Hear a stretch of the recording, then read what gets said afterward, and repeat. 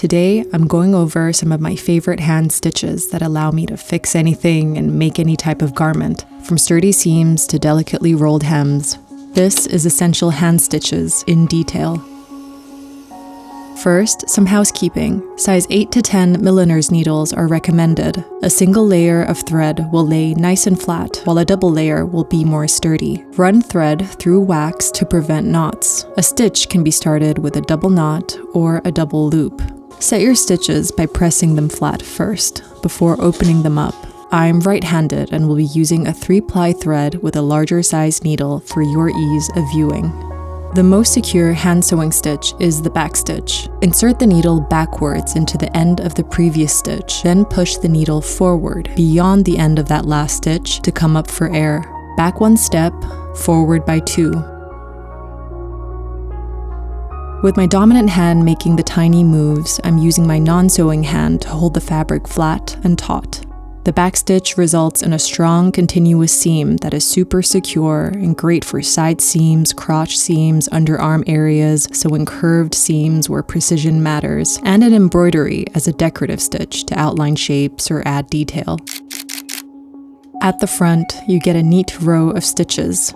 At the back, a sharp line of overlapping ones.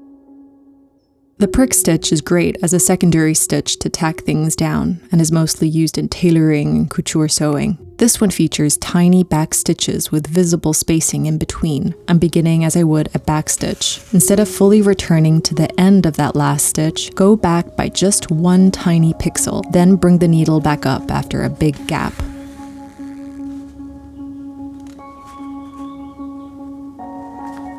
I use the prick stitch mostly to tack down seams and to finish the edges of my collars. These are so versatile, especially since you're working with the correct side of the fabric facing you, so you have a lot of control over the exact level of incognito you want your stitches to be. Any spacing goes, just make sure that they are somewhat unified, especially if you're using a contrasting thread like I am here. The felling stitch is one that I use for every single project, attaching lining, trims, tacking down seams, fixing dog toys. The stitch features tiny angled stitches akin to a spiral-bound notebook and is able to secure 2 seams together sturdily. 2 ways of doing this. The first, with a folded edge poised above a base layer, I'm drawing a straight line toward myself, catching the base and a tiny nibble of that folded edge. Keep moving ahead, keeping the spacing as uniform as possible, pulling the needle towards you. This results in a spiral motif running up along the folded edge. This is the version that I first got used to, and it turns out that I learned it in reverse, so the following is how you would do this according to the books. With your folded edge atop a base layer, bring the needle up through the folded layer. Needle in at the base, needle out from the fold.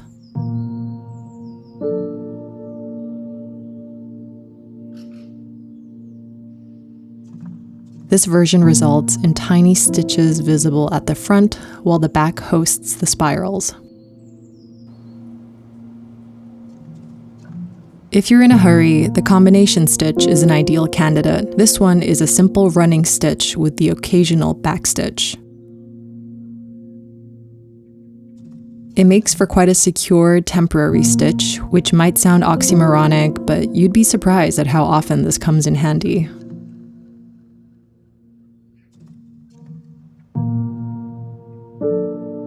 For a truly temporary stitch, the basting stitch is king. To demonstrate, I'm bringing out some horsehair canvas used to build structure into suits and tailoring. Without securing the thread at the start, I'm taking long, loose running stitches. At the bottom, I'm trimming the ends and leaving them unsecured for easy removal later.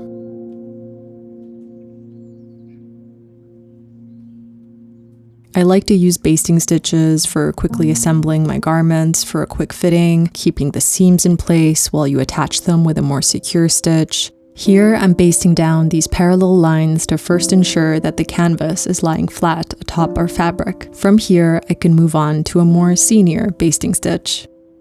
The pat stitch helps canvas and fabric become one. Working down a column, I'm drawing a horizontal stitch toward me, then shifting down a bit to draw another one in the same direction. At the end of the column, I skip over to the neighboring one and continue the motions.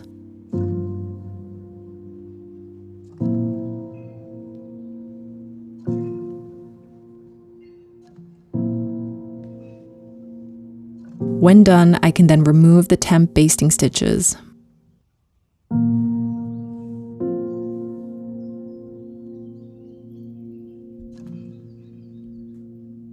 The ladder stitch, or invisible stitch as it's also called, joins folded edges in the most incognito way.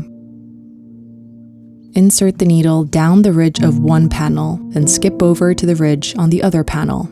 Skip over and dive under. Keep alternating and stitching down. Once these are pulled taut, the stitches will be virtually invisible on the front and the back. When it comes to hemming, a couple of good options are available at the buffet. The herringbone stitch is secure while allowing for some organic movement at your hems. With the wrong side of the hem facing me, I'm drawing a tiny stitch backwards, then moving the needle forwards at a diagonal, drawing another stitch backwards. A diagonal move forward, then stitch backwards. A diagonal move forward, another small stitch backwards.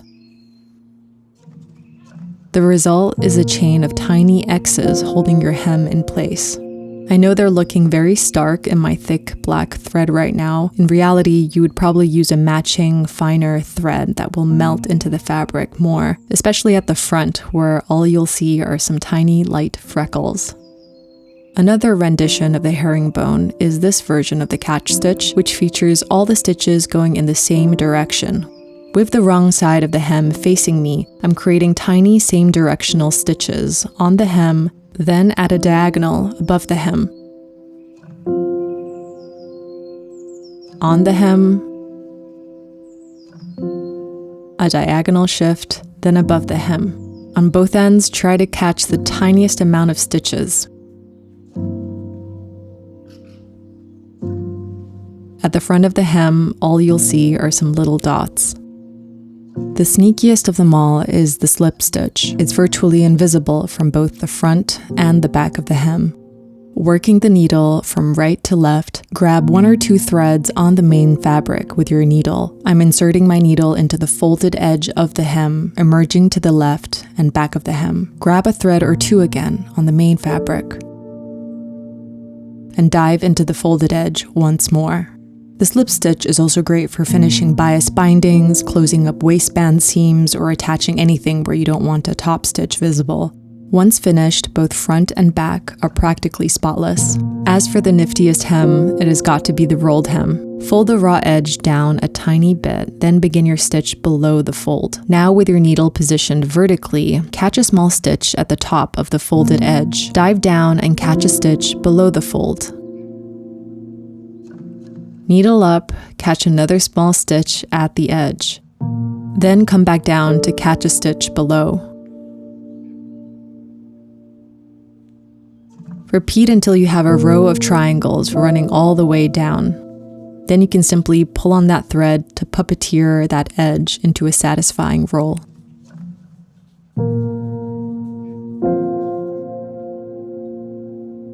The blanket stitch is 80% decorative, with 20% of it working hard to keep your raw edges in check.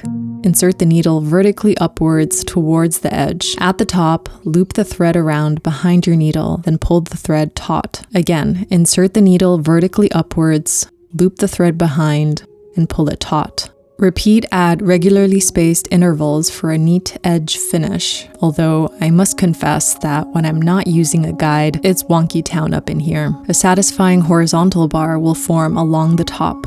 Last and my wonkiest, the hand-sewn buttonhole stitch. I'm using an embroidery frame to assist in keeping the fabric flat and pulled taut. Beginning as I would a blanket stitch, I'm bringing that needle vertically upwards, looping the thread behind the needle. Then, before fully pulling the thread taut, I'm looping through the thread one more time. This creates a delicate little knot right at the edge. Repeat with a vertical stitch up, a first loop, then a second loop.